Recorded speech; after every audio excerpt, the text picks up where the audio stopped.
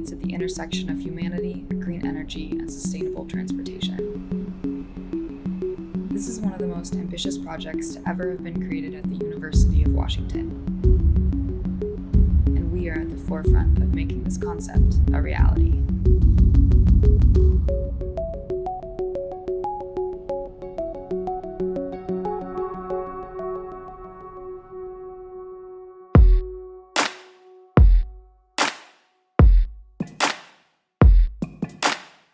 When you get to see your pod go on competition day is like the best reward ever. But the competition's also really cool too because normally there's about 20 teams that are there. So you get to meet a lot of really cool people and kind of see very unique ways about approaching different problems. There's a lot of different ways to run inside the tube.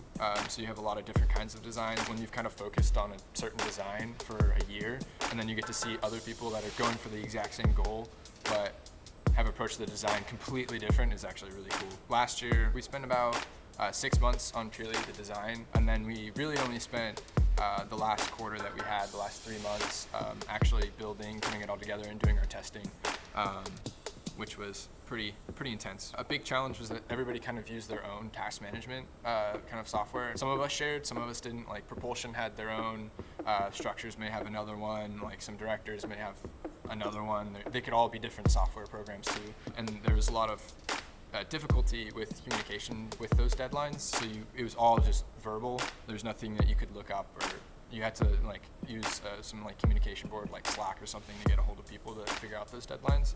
And that becomes really problematic, not necessarily for a lot of the reports that we're submitting, but really towards the very end when it matters the most, because that's when you're kind of integrating the whole pod together and you're actually getting ready to do testing. And for some people, if somebody misses a deadline and you're dependent on them hitting their deadline, it can cause a lot of problems and everything gets delayed. And then you have to start kind of taking hits on performance to be able to meet your deadlines, which is never something that you would want to do. For testing our propulsion system, we needed to do a static fire test, and we're kind of hoping to do that on our chassis, so the actual chassis that the pod would be built on. And that's kind of something we always talked about, but we never had a great way of communicating exactly when that chassis was going to be done. We kind of always just said that it was going to be done by this certain date, but then a couple mishaps happened and the chassis ended up getting a little bit delayed. But the static fire tests that we needed to do for propulsion had to happen at a certain date, so we ended up having to make our own kind of mock-up of the chassis out of wood, which doesn't have like the same tolerances or quite the same dimensions, so you end up having to do a lot of extra fabrication, taking a lot of extra time when you have to actually transfer it over to the actual chassis that you're going to run on. That's a very high stress environment.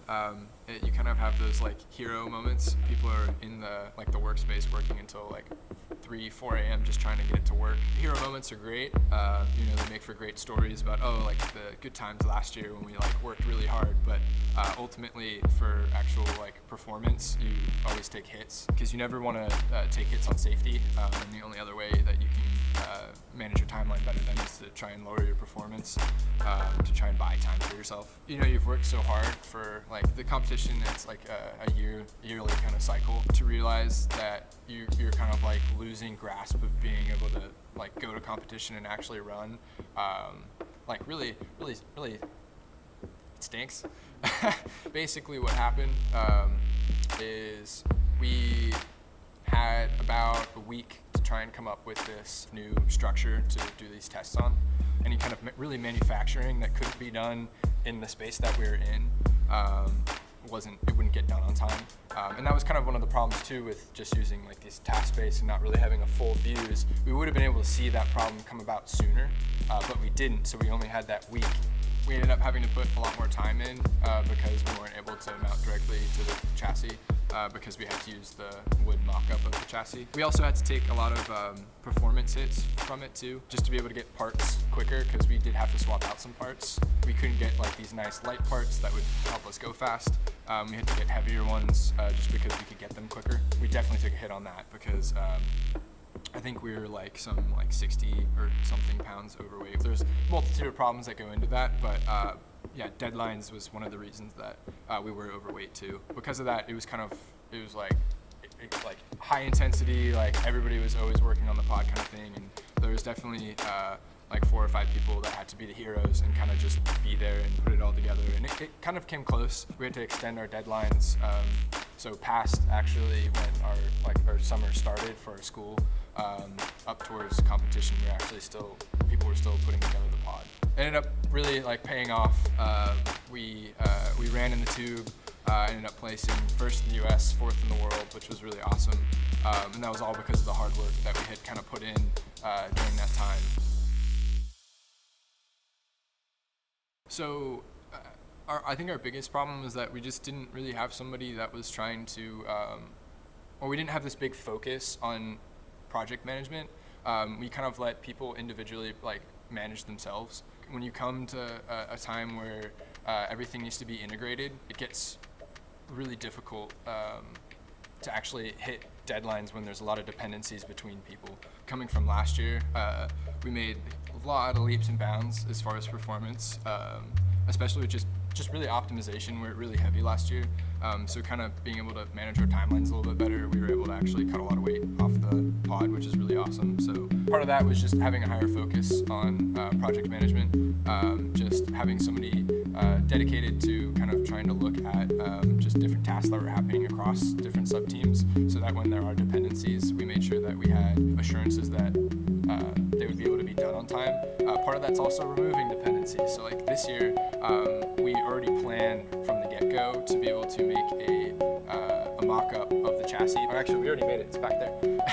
But we're making it out of aluminum. So it's bent sheet metal, a lot higher tolerances than wood. So it should be a pretty good representation of the chassis. And then just having a better software to kind of manage all that. So that's kind of where TeamGantt came in for us, was just being able to see all the tasks between the different groups and be able to try and create those dependencies between the different sub-teams. When all the tasks are in one place, it's a lot easier just to see what's going on in general. We've seen a huge benefit in just being able to push our timelines actually be a little bit sooner, because when you're kind of creating tasks, sometimes you don't really get to see how long things take. It's a little bit harder. You can, the information's there, it's just harder to visualize. But when you kind of put everything in the Gantt chart and you have how long the tasks take, and you can kind of see that on a big view, you can kind of see where some of your thought process initially without creating that Gantt chart may have been wrong. Because once you put all the tasks there, you can see, oh wow, I only have 2 days to do this.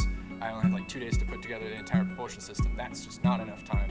And just from that point, even on just initial planning, is very noticeable, as well as just being able to see everybody else's tasks since it's all in one place.